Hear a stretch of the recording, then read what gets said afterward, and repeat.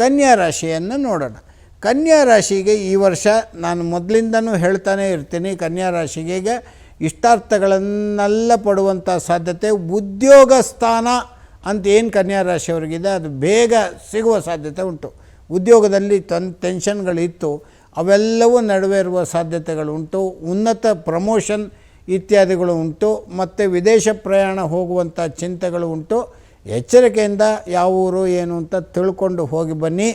ಮುಖ್ಯವಾಗಿ ನೀವು ತಿರುಪತಿಯ ಶ್ರೀನಿವಾಸನ ಪ್ರಾರ್ಥನೆಯಿಂದ ಇಷ್ಟಾರ್ಥಗಳೆಲ್ಲವೂ ನೆರವೇರ್ತವೆ. ಶ್ರೀನಿವಾಸನ ಪ್ರಾರ್ಥನೆ, ತಿರುಪತಿಯ ಶ್ರೀನಿವಾಸನ ದರ್ಶನ ಈ ಪರಾಭವ ನಾಮ ಸಂವತ್ಸರದಲ್ಲಿ ಒಮ್ಮೆಯಾರು ಹೋಗಿ ಬನ್ನಿ, ನಿಮ್ಮದೆಲ್ಲ ಕಾರ್ಯಗಳು ಆಗ್ತದೆ.